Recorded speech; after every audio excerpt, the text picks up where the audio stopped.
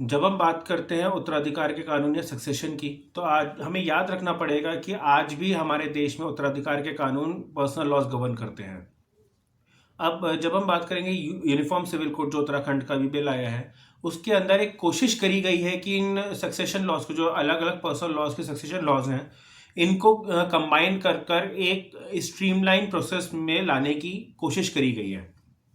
तो जब भी हम बात करेंगे सक्सेशन की, सबसे पहली बात आती है आपके कि किस किस तरीके के सक्सेशन होते हैं। तो सक्सेशन दो तरीके के होते हैं। एक होता है इंटेस्टेट सक्सेशन, जहां पर आपने कोई भी वसीयत नहीं करी है, आप बिना वसीयत के आपकी डेथ हो जाती है, तब आपकी प्रॉपर्टी कैसे डिवाइड होगी। और दूसरा होता है टेस्टामेंट्री सक्सेशन, जहां पे आपने वसीयत करी हुई है।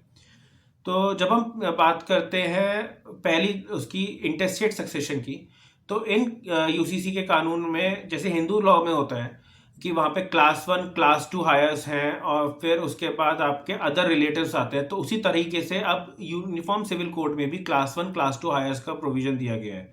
क्लास 1 हायर्स आपके होते हैं माता पिता बीवी बच्चे। तो अगर आपकी डेथ हो जाती है तो आपकी प्रॉपर्टी इक्वली इनके अंदर डिवाइड हो जाएगी।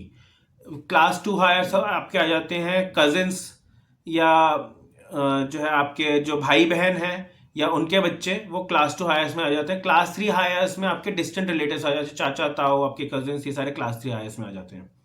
तो जब भी हम आप बात करेंगे इंटेस्टेट सक्सेशन की, तो हमको ये क्लास 1 क्लास 2 हायर्स के बारे में और अदर रिलेटिव्स के बारे में ध्यान रखना है। और प्रॉपर्टी अब यूनिफॉर्म सिविल कोड में इक्वली इनमें डिवाइड होती है। अदरवाइज होता क्या था, जैसे फॉर एग्जांपल शरीयत लॉ की हम बात करें, शरीयत लॉ में कभी भी equally division of the property नहीं होता था। फॉर एग्जांपल अगर हस्बैंड है, वाइफ की डेथ हो गई, वाइफ के नाम पे प्रॉपर्टी थी, तो हस्बैंड को आधी प्रॉपर्टी मिल जाएगी अगर उसका कोई बच्चा नहीं है। अगर बच्चा है तो उसको जो है सिर्फ 1/8 ऑफ द प्रॉपर्टी मिलेगी। सिमिलरली जो बेटियां हैं वो 2/3 हिस्सा प्रॉपर्टी का ले जाएंगी शरीयत लॉ के हिसाब से। पर यूनिफॉर्म सिविल कोड में ऐसा नहीं है। यूनिफॉर्म सिविल कोड में जितनी भी हायर्स हैं उनको इक्वली डिवाइड होगा। अब हम बात करते हैं टेस्टामेंट्री सक्सेशन की। तो टेस्टामेंट्री सक्सेशन यानी कि जहां पे आपने वसीयत करी है, तो मुस्लिम लॉ ये कहता है, शरीयत लॉ ये कहता है कि सिर्फ आप 1/3 हिस्से की ही विल कर सकते हैं, बाकी का 2/3 हिस्सा शरीयत के हिसाब से डिवाइड होगा।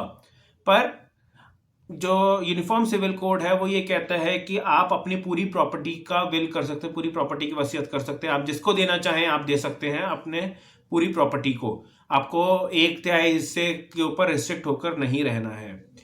तो यूनिफॉर्म सिविल कोड और जो एग्जिस्टिंग लॉज हैं उनमें बस इतना ही फर्क आया है। इसके अलावा प्रोबेट करवाना, सक्सेशन सर्टिफिकेट्स लेना फॉर द बैंक अकाउंट्स और लेटर ऑफ एडमिनिस्ट्रेशन, सब कुछ सेम है।